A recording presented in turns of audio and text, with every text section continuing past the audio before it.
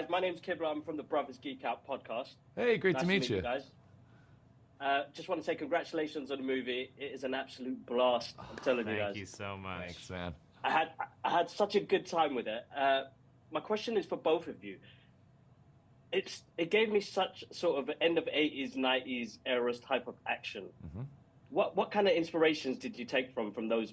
Was there any specific movies that you guys had in mind that it kind of? Yeah, absolutely. No, it's great that you felt that. That is exactly what we were going for. I think we were really missing the older era of movies. We had really relatable protagonists that felt a little more human. I think nowadays a lot of action movies, your protagonist is a super assassin, or they were secretly in the CIA or Mossad or something that like they know how to fight. And this just felt like such a throwback because the movies that we were really looking at as sort of tonal references were movies like the Lethal Weapon series, Die Hard, Midnight Run. Like these movies where you know who the characters are. They don't have to pretend to be somebody. A lot of movies nowadays, it's somebody who's like, oh, they're an elementary school teacher, but really they used to be a Navy SEAL and they can do all this cool stuff. But those other movies, like that John McClane is a cop. That Jack Walsh is a bounty hunter in Midnight Run. You're not hiding anything, and so it allows the audience to be so much closer to the protagonist. And then just the way that those movies were able to blend comedy and heart and stakes, where those movies are really, really funny, but they're never so funny that you don't care about what's going on. It never breaks into that place of being, silly and you just like lose the value of it. And so we just wanted to make something that, again, just had a theatrical audience in mind that was designed to get people, to be, cheering and gasping and laughing and grabbing at one another. And then also just had like real heart and wasn't cynical and wasn't just about, getting revenge and killing the person who killed your, wife or your mom or whatever. We wanted you to be able to leave the theater with a smile on your face. Mm-hmm. No, definitely. You guys definitely did that. There were moments where I was one of the people that reacted very, very well to some of the scenes in the movie, which is absolutely awesome. And it's always nice to have that type of reaction with the audience. And when you look around and you're like, how did everybody else react to that? Because that either gored me out or it actually was a really touching moment. You guys balanced tone really well in this, guys. Like I was going to say, like, how do you creatively, both of you come together to say, we don't want to go too much because we're going to have to get emotional a little bit as well. How do you guys balance the tone in that?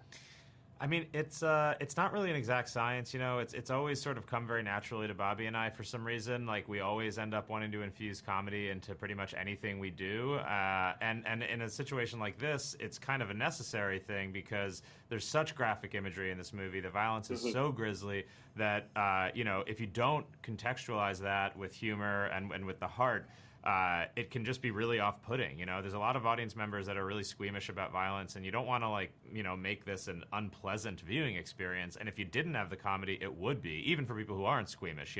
If Nate was crying out for his mother every time he got hit, and it was like was grasping his bullet wounds and wincing and mewling and and screaming. You would walk out halfway through and just be like, why am I watching this? This is torture porn. There's no reason for me to be here. I should go home.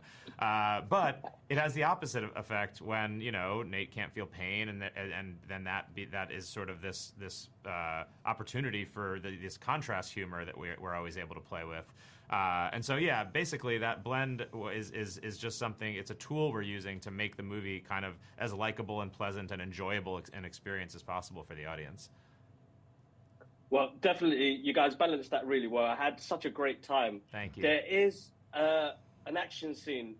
I think it's in the tattoo parlor. Oh, yeah. And I've got to say, Jack, I don't know how he does it. He has this charm playing this character. He reminds me of like Michael J. Fox at times. Sure. Very charming, but call. very, very kind of like. And the scene there's a scene in there what made me laugh a lot, and it was like, how do you guys keep a straight face in between those takes when he says something silly and you're like, oh my God, that was silly, but he's going to be in trouble now. How do you guys, I know you're professionals, but there are moments that you guys want to laugh out loud as well. Look, it's difficult. I think, sometimes it's a little easier for Dan and I because we get to be in Video Village. It's a little bit further away, so we do get to laugh. But I definitely don't envy our boom operator or our DP having to sit in there and keep a straight face through all of Jack's hilarity. But definitely there's the scene where he's being tortured and has to pretend that he can feel pain. That one, everybody on set was breaking. Everybody on the crew was laughing, and we were laughing. We were blowing takes left and right. Jack was improvising, and so it was just that's really when we knew the movie was going to work too. Like if the people who are paid to not blow takes and not laugh are laughing,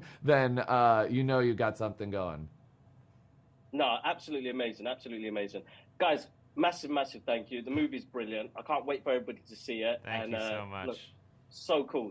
Thanks Awesome. again, guys. Thanks so much, man. Appreciate it. Appreciate it. You're Take welcome. it easy. Take care. See ya.